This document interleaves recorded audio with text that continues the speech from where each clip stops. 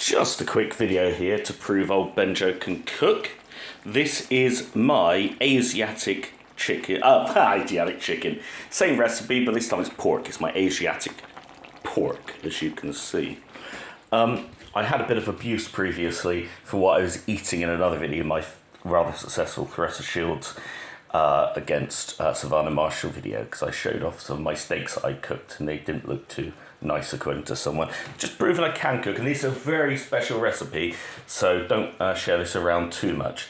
But what you put in it, the most important thing, it's going to be like a sweet and sour sauce, but more on the sweet side, really sticky, really delicious, lovely, and really cheap, because I found all this stuff just being sold because it needs to be sold.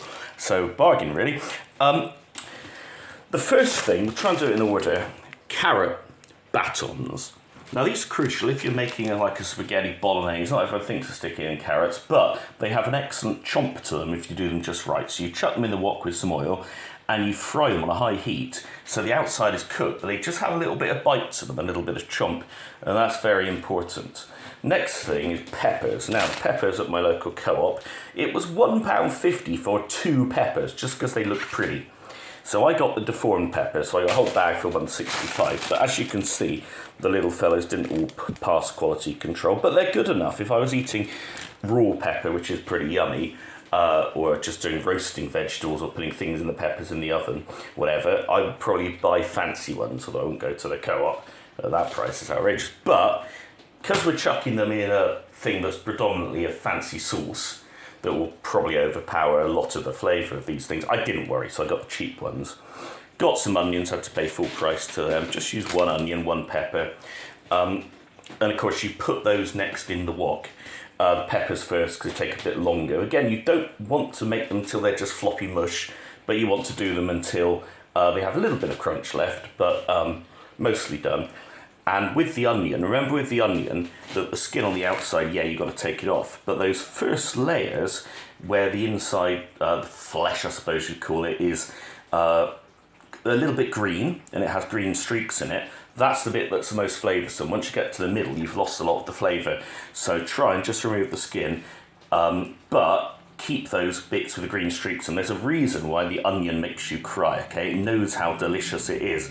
And the bit that is the worst in terms of making your eyes cry, that bit just under the skin, that is the bit you want to eat. And I have these ones captured, and one of their friends has already been savagely butchered. Also, I got some chilies, because I don't know really, I just thought it might look pretty. I guess it sort of looks pretty sat on top. I'm just reducing it down now, by the way. But the key here, and the meat, yeah, I said you can do it with chicken. I did it with pork, just because there was a packet of pork for a decent price, and it looked fine, so I went with that. I made the chicken last time and I fancied the change. So anyway, I made up a marinade, which was basically just using some of the soy sauce, a bit of the honey, and a bit of balsamic vinegar, and rolled it around in it, and cooked those under the grill on a fairly low heat, while I was doing in my wok the carrot batons just right, and then I chopped up the pork after. I had all the other stuff. Oh, spring onions as well I chucked in. And then, because I went back to the shop to buy a few more things, I forgot the garlic, so I went back and I just bought some real onions. So I got spring onion and onion in it, probably unnecessary. And I think I'm a little bit too brutal when I prune my spring onions. I think I take off too much of the edible stuff because the bulbs are the nice bit. But anyway, the key here is this delicious sweet and sour sauce. So the way we go about making this, when we're starting to fry things, obviously we're using oil. We also chuck in some balsamic vinegar. Now, most of the acetic acid, or the ethanoic acid that's in the vinegar is, most of that will boil off. It's got, I don't know what the boiling temperature is, but I assume it's fairly low. So that will boil off. So unless you've got a fairly decent one, and this is Lidl's finest, you're not going to have much flavour from that, really. There'll be some, but it's more the residue once you've boiled off the volatile components. Then you put in plenty of the soy sauce, because this is the thing that's providing the main flavour of what we're making.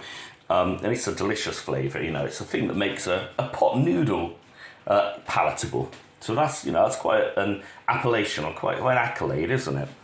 So chuck in a bit of soy sauce along with those other two things. A whole tube of garlic puree, because this is a weak one, it's a cheap one, only costs £1. And so it's only about 55% real garlic. If you're using stronger garlic, better quality, for example, something like that, much, much stronger, so you need a lot less. Or if you're using real garlic,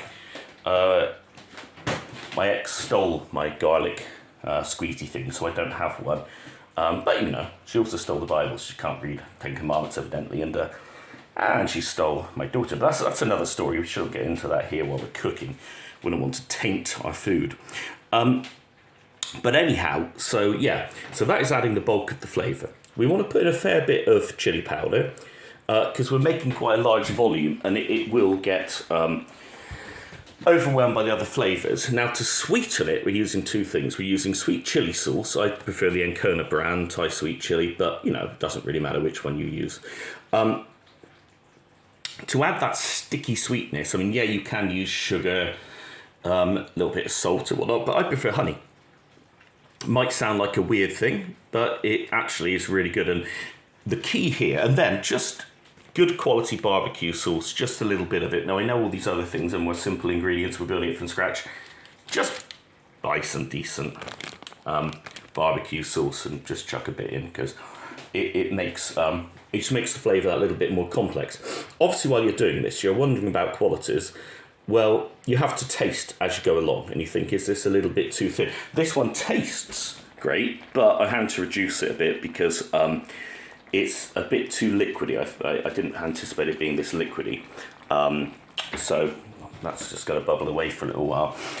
But yeah, so plenty of soy sauce, you need quite a few splashes of that. Vinegar doesn't make a lot of difference, I think, because a lot of it evaporates. At least, hopefully, some of that is vinegar and will evaporate. Otherwise, I'm going to have a very liquidy meal. Oil is really just there to cook with, so things don't burn and stick and whatnot.